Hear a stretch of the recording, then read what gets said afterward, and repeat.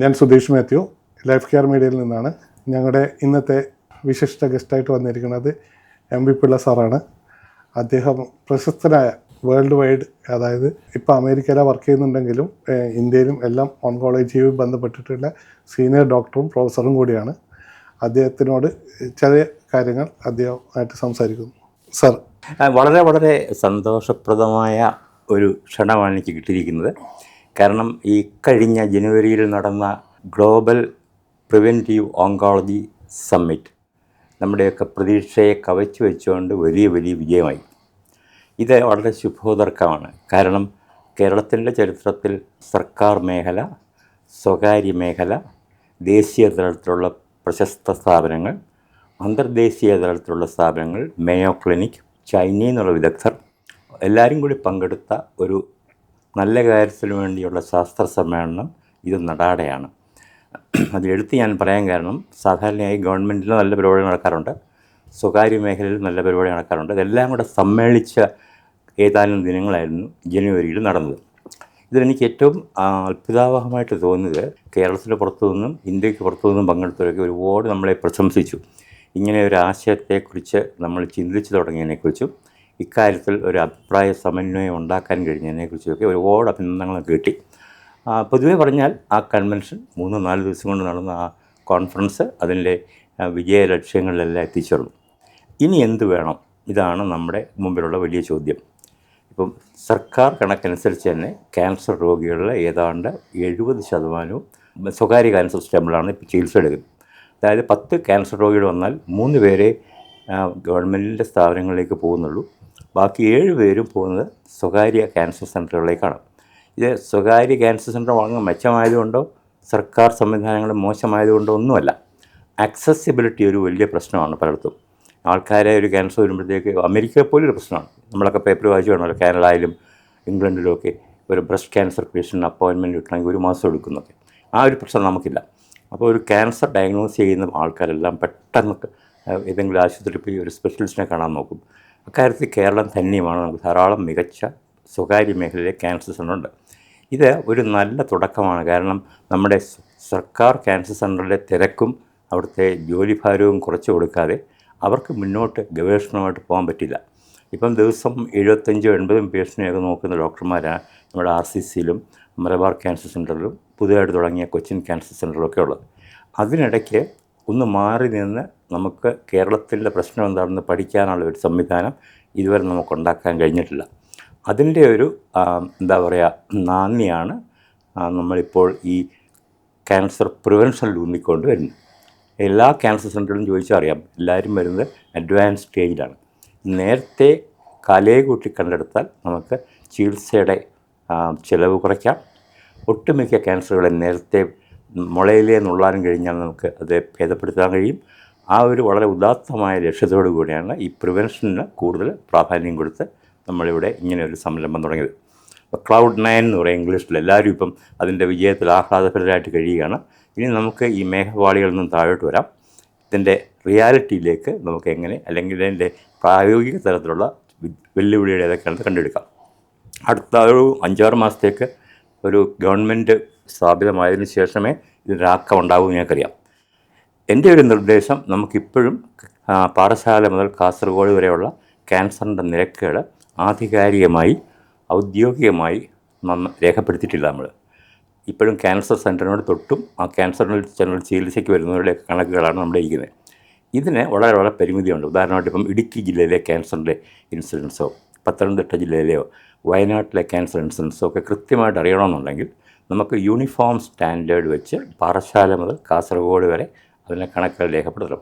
ഇതിനേറ്റവും നല്ല സംസ്ഥാനം കേരളമാണ്. കാരണം നമുക്ക് ഡിജിറ്റൽ സാക്ഷരത നമ്മളാണ് മുമ്പിൽ. ഒരു മൊബൈൽ ഫോൺ ഇല്ലാത്തവർ വളരെ ചുരുക്കമായിരുന്നു. അപ്പോൾ എല്ലാം ഇപ്പോൾ ഡിജിറ്റലായിട്ട് റെക്കോർഡ് ചെയ്ത് ഒരു സെൻട്രൽ ഗവൺമെൻറ് ഏജൻസിയിലേക്ക് ട്രാൻസ്മിറ്റ് ചെയ്യാൻ കഴിയണം. ഇതാര് ചെയ്യണമെന്നുള്ളതിനെക്കുറിച്ച് എൻ്റെ ഒരു എളിയ നിർദ്ദേശം, പത്തോളജിസ്റ്റിലാണ് തുടങ്ങുന്നത്. കാരണം ഏത് ക്യാൻസറും ഗേറ്റ് കീപ്പേഴ്സ് പത്തോളജിസ്റ്റാണ്. പത്തോളജി തുടങ്ങിയില്ല അങ്ങനെ കുഴപ്പം. നമ്മൾ ആശാ വർക്കേഴ്സൊക്കെ നല്ല സ്തുത്യർഹമായ ജോലി ചെയ്യുന്നുണ്ട്. പക്ഷേ അതിനൊക്കെ പരിമിതികളുണ്ട്. ആശാ വർക്കേഴ്സ് ഇത് മാത്രമല്ല കളക്ട് ചെയ്യുന്നത്, ഒരു മറ്റു പല ഡേറ്റയും കളക്ട് ചെയ്യുന്നതിൻ്റെ കൂട്ടത്തിൽ ക്യാൻസറും കൂടെ പോയി കളക്ട് ചെയ്യും. അതിന് യൂണിഫോമിറ്റി ഉണ്ടോ, റിലയബിലിറ്റി ആണോ, റീപ്രൊഡ്യൂസിബിലിറ്റി ഉണ്ടോ, ഇങ്ങനെ ഒരുപാട് ചോദ്യങ്ങളുണ്ട്. അപ്പം നമുക്കൊന്നുകിൽ ആശാ വർക്കേഴ്സിന് പ്രത്യേക പരിശീലനം കൊടുത്ത് കേരള പെത്തോളജി അസോസിയേഷൻ്റെ മേൽനോട്ടത്തിൽ കേരളത്തിൽ അങ്ങോളം ഇങ്ങോളം ഉണ്ടാകുന്ന ഒരു ക്യാൻസർ പോലും വിട്ടുപോകാതെ ഗവൺമെൻറ്റിൻ്റെ നേതൃത്വത്തിൽ രേഖപ്പെടുത്താനൊരു സംവിധാനം ഉണ്ടാക്കണം. അതിന് നമുക്ക് ബോംബെയിലും അടയാർ ക്യാൻസർ ഇൻസ്റ്റിറ്റ്യൂട്ടിലും ICMR ലെവലിലും മേയോ ക്ലിനിക്കിലും ഒക്കെ നമുക്ക് ധാരാളം കോൺടാക്റ്റ് ഉണ്ട്. അവരെല്ലാം നമ്മളെ സഹായിക്കാൻ തയ്യാറാണ്. അപ്പോൾ അതായിരിക്കട്ടെ നമ്മുടെ സ്റ്റെപ്പ് നമ്പർ 1. ഒരു കൊല്ലം കഴിയുമ്പോഴത്തേക്ക് നമ്മൾ കേരളത്തിൽ എവിടെ ഒരു ക്യാൻസർ ഉണ്ടായാലും കൃത്യമായി സർക്കാരിൻ്റെ ഒരു സംവിധാനത്തിലേക്ക് അറിയിക്കപ്പെടും. ഞാൻ തമാശയായിട്ട് പറയാറുണ്ട്, എയർ ട്രാഫിക് കൺട്രോൾ പോലെയാണ്.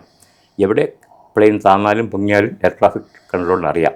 നമ്മുടെ എന്ന് പറഞ്ഞതുപോലെ കേരളത്തിൽ ഒരു ക്യാൻസറിൻ്റെ ഒരു കൺട്രോൾ സെൻറ്റർ ഗവൺമെൻറ് കീഴിൽ കൊണ്ടുവരണം.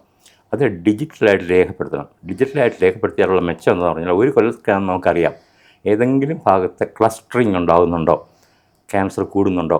ഉദാഹരണമായിട്ട് ഇപ്പോൾ തന്നെ പരാതി കേൾക്കാറുണ്ട്, തൊടുപുഴ ഭാഗത്ത് ഈ പൈനാപ്പിളിന് മരുന്ന് തെളിക്കുന്നിടത്ത്, പെസ്റ്റിസൈഡ് അടിക്കുന്നിടത്ത് കുറച്ച് ബ്രസ്റ്റ് ക്യാൻസർ കൂടുന്നു. ഇത് ശരിയാണോ? ഒരു നിരീക്ഷണം മാത്രമാണോ? മലപ്പുറത്ത് ബോൺ ക്യാൻസർ കൂടുന്നു ഒരു ബോൺ ക്യാൻസർ സ്പെഷ്യലിസ്റ്റ് എന്നോട് പറഞ്ഞു. മയലോമ കൊച്ചി, തൃശ്ശൂർ, ആലുവ ഏരിയയിൽ കൂടുന്നു എന്ന് പറയുന്നു. കുട്ടനാട്ടിലെ പെസ്റ്റിസൈഡ് അടിക്കുന്ന കാരണമായിരിക്കും ലിംഫോമ കൂടുന്നു, ലുക്കീമിയ കൂടുന്നു എന്ന് പറയുന്നുണ്ട്. ഇതൊക്കെ ഡോക്ടർമാർ പറയുന്ന ഒരു നിരീക്ഷണമാണ്. ഈ നിരീക്ഷണത്തിനപ്പുറത്ത് ഒരു നിഗമനത്തിലേക്ക് എത്തണമെന്നുണ്ടെങ്കിൽ ശാസ്ത്രീയമായ പഠനങ്ങൾ നടത്തിയേ പറ്റുള്ളൂ. അതിനെല്ലാം കൊണ്ടും അനുകൂലമായ സാഹചര്യമാണ് നമുക്ക്. കാരണം നല്ല ഒരു അവയർനെസ് നമുക്ക് സൃഷ്ടിക്കാൻ കഴിഞ്ഞു. പെത്തോളജി അസോസിയേഷൻ അതിന് സന്തോഷത്തോടുകൂടി ഏറ്റെടുക്കാമെന്ന് സമ്മതിച്ചിട്ടുണ്ട്. ഒന്നാന്തരം ഡിജിറ്റൽ സാക്ഷരതയുള്ള ജനങ്ങളാണ് ഇവിടെ ഉള്ളത്. എല്ലാവരുടെ കയ്യിലും മൊബൈൽ ഫോണുണ്ട്. വസ്തുതകൾ രേഖപ്പെടുത്തേണ്ടത് കേരള ഗവൺമെൻറ്റിൻ്റെ സെൻട്രൽ ഓഫീസിലായിരിക്കണം. അത് ഉടനെ ഡിജിറ്റലായിട്ട് മാറ്റിയെടുക്കണം. അതിൻ്റെ അനാലിസിസ് ഗവൺമെൻറ് തന്നെ എല്ലാ കൊല്ലവും പ്രസിദ്ധപ്പെടുത്തണം. അതിൽ നിന്നാണ് കേരള യൂണിവേഴ്സിറ്റി ഓഫ് ഹെൽത്ത് സയൻസോ RCCയോ കൊച്ചിൻ ക്യാൻസർ റിസർച്ച് സെൻ്ററോ മലബാർ ക്യാൻസർ സെൻ്ററോ പഠനങ്ങൾ ആരംഭിക്കുന്നത്. അതൊരു ഒരു ഭാഗം. രണ്ടാമത് എല്ലാവരുടെയും ഒരു കൺസേൺ ആണെങ്കിൽ വർദ്ധിച്ചു വരുന്ന ചികിത്സാ ചെലവ് എങ്ങനെ നമുക്ക് തടയാം. ഈ ചികിത്സാ ചെലവ് വർദ്ധിക്കുന്നതിൻ്റെ ഒരേ ഒരു കാരണം വളരെ അഡ്വാൻസ് സ്റ്റേജിലാണ് നമ്മൾ ക്യാൻസർ കണ്ടുപിടിക്കുന്നത്. അതൊന്ന് ഇടത്തോട്ട് മാറ്റിയെടുക്കുക. നേരത്തെ കണ്ടുപിടിച്ച് കഴിഞ്ഞാൽ ഇപ്പോൾ 10-15 ലക്ഷം രൂപ ചിലവ് വരുന്ന ക്യാൻസറിൻ്റെ ചികിത്സാ ചെലവ് 1 ലക്ഷമോ 1.5 ലക്ഷത്തിലോ ആക്കി നിർത്താൻ പറ്റും. ആ ദിശയിലുള്ള പ്രവർത്തനവും ഇതിൻ്റെ ഭാഗമായിട്ട് വരും. അതുകൊണ്ടാണ് എയർലി ഡിറ്റക്ഷൻ ക്യാമ്പുകൾ നോക്കുന്നത്. അപ്പോൾ നമുക്ക് ഒരു നെന്മണിയുടെ സൈസിലുള്ള ഒരു ബ്രസ്റ്റ് ക്യാൻസർ കണ്ടുപിടിച്ച് കഴിഞ്ഞാൽ അവിടെ ക്യൂർ ചെയ്യാനായിട്ട് ചിലവാകുന്നത് പടർന്നു പിടിച്ച ബ്രസ്റ്റ് ക്യാൻസറിനെ ചികിത്സിക്കാനുള്ളതിൻ്റെ ഒരു ചെറിയ ഭാഗം മാത്രമേ ഉള്ളൂ. അപ്പോൾ ഇതൊക്കെയാണ് ഇനി വരാനിരിക്കുന്ന കാലത്ത് ഇതിന് ഏറ്റവും നല്ല ഇതിന് പിന്തുണ കൊടുക്കുന്ന ഒരു സർക്കാർ സംവിധാനവും കേന്ദ്ര ഗവൺമെൻറ്റിൻ്റെ റിസർച്ച് ഗ്രാൻറ്റുകൾ നമുക്ക് ശ്രമിക്കണം. ഞാൻ മനസ്സിലാക്കിയിടത്തോളം ഇതിന് വലിയ ബുദ്ധിമുട്ടൊന്നുമില്ല. കേന്ദ്ര ഗവൺമെൻറ് ഇതിന് ഫണ്ടുണ്ട്. അവരെ ബോധ്യപ്പെടുത്തുകയും ഇത് നടക്കുമെന്ന് അവർക്ക് ബോധ്യമാവുകയും ചെയ്തു കഴിഞ്ഞാൽ കേന്ദ്ര ഗവൺമെൻറ്റിൻ്റെ ഫണ്ട് നമുക്ക് കിട്ടും. സർക്കാരിൻ്റെ നേതൃത്വം വളരെ പ്രധാനമാണ്. ഇപ്പോൾ ഗവൺമെൻറ്റും സ്വകാര്യ മേഖലയും സന്നദ്ധ സംഘടനകളും ICMRും ടാറ്റ മെമ്മോറിയൽ മെഡിക്കൽ സെൻ്ററും സംയുക്തമായിട്ട് പ്രവർത്തിച്ചാൽ ഈ രംഗത്ത് അഭൂതപൂർവമായ വളർച്ച നമുക്കുണ്ടാക്കാൻ പറ്റും. ഇപ്പോഴും ലോകം മുഴുവൻ കേരളത്തെക്കുറിച്ച് അറിയപ്പെടുന്നത് അമേരിക്കയെക്കാട്ടിലും നല്ല ശിശു മരണനിരക്ക് കുറഞ്ഞ സംസ്ഥാനം ആണെന്നാണ്. നമ്മുടെ ഹെൽത്ത് കെയർ ഇൻഡസ്ട്രീസിനെ കുറിച്ച് ഇൻഫൻറ്റ് മോർട്ടാലിറ്റി, മെറ്റേണൽ മോർട്ടാലിറ്റി ഒക്കെ ലോകോത്തരമാണെന്ന് നമ്മൾ പറയാറുണ്ട്.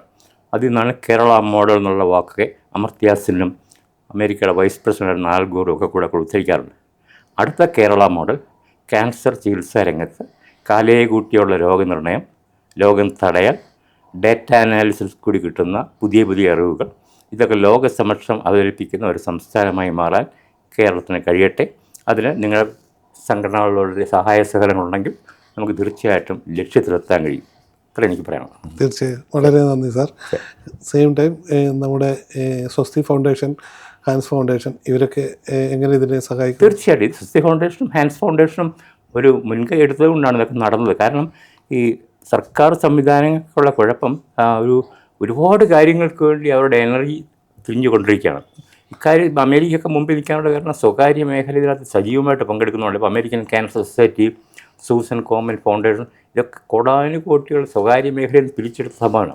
അങ്ങനെ ഒരു തുടക്കം ഇവിടെ കുറിക്കണം. നമുക്കിപ്പോൾ വാസ്തവം പറഞ്ഞാൽ കേരളം താരതമ്യേന ഭേദമാണ് ഈ പെർ ക്യാപിറ്റ ഇൻകത്തിൽ നിന്ന് എൻ്റെ ഒരു നിരീക്ഷണം. കാരണം നമ്മുടെ പർച്ചേസിങ് പവർ കൂടിയിട്ടുണ്ട് ആൾക്കാരുടെ. ഈ സ്വകാര്യ ആശുപത്രികളെല്ലാം പാട്രണൈസ് ചെയ്യുന്ന അപ്പർ ക്ലാസ് ഒന്നുമല്ല, എല്ലാം മിഡിൽ ക്ലാസ്സാണ്. നമ്മുടെ ജ്വല്ലറി മാർട്ടും തുണിക്കടകളൊക്കെ വൈകുന്നേരം പോയി നോക്കൂ, എന്ത് തിരക്കാ. അവരാരും സൂപ്പർ റിച്ച് ആൾക്കാരൊന്നുമല്ല. അപ്പോൾ നല്ല കാര്യത്തിന് അവർക്ക് ഇഷ്ടപ്പെട്ട കാര്യത്തിന് പണം ചിലവാക്കാൻ മടിയുള്ള ആൾക്കാരുടെ സംഖ്യ കുറഞ്ഞ് കുറഞ്ഞ് വരിക. നടക്കും എന്നൊരു ബോധ്യം വന്നു കഴിഞ്ഞാൽ ഒരുപാട് ആൾക്കാരെ ഇതിന് സഹകരിക്കുന്നുണ്ട്. അതേപോലെ തന്നെ ഈ ഈ പിന്നെ പൊതുജന സഹകരണം സാമ്പത്തികമായിട്ട് ഒരുപാട് കാര്യങ്ങളിൽ അവർ ഇടപെടുന്നുണ്ട്. ഇപ്പോൾ ഒരു കുട്ടിക്ക് കിഡ്നി ട്രാൻസ്പ്ലാന്റ് വേണമെന്ന് പറഞ്ഞു കഴിഞ്ഞാൽ എത്രയോ ഓട്ടോറിക്ഷ ഡ്രൈവർമാരൊക്കെയാണ് പിടിച്ചെടുക്കുന്നത്. നമ്മുടെ ജീവകാരുണ്യ പ്രവർത്തനങ്ങൾക്ക് കേരളത്തിൽ സഹകരണത്തിൽ ഒരു പഞ്ഞമില്ല. ഒരു നേതൃത്വം കൊടുത്താൽ മാത്രം മതി. ആ നേതൃത്വമാണ് ഇപ്പം സ്വസ്തി ഫൗണ്ടേഷനും ഹാൻഡ്സ് ഫൗണ്ടേഷനും ഒക്കെ മുന്നോട്ട് വന്ന് കൊടുക്കുന്നത്. എല്ലാവരും കൂടി ചേരട്ടെ. ഇപ്പം നമുക്ക് ഈ ഓർക്കസ്ട്ര പോലെയാണ്, എല്ലാവരും അവിടെ ഇവിടേക്ക് മാറിയിരുന്ന ഓരോ മ്യൂസിക്കൽ ഇൻസ്ട്രുമെൻറ്റ് വായിച്ചാൽ അതിലൊരു രാഗവും താളവും ലയവും ഒന്നും ഉണ്ടാകുന്നില്ല. എല്ലാവരും കൂടി ചേർന്ന് ഓർക്കസ്ട്ര ഉണ്ടാകുമ്പോഴാണ് ലയം ഉണ്ടാകുന്നത്. ആ ലയം സൃഷ്ടിക്കാനാണ് നമ്മൾ ശ്രമിക്കുന്നത്. തീർച്ചയായും ലൈഫ് കെയർ മീഡിയയും അതിൻ്റെ ഒരു ഭാഗമാകാൻ വേണ്ടി മാക്സിമം എന്താ ശ്രമിക്കുന്നത് സാർ. നന്ദി സാർ. നമസ്കാരം.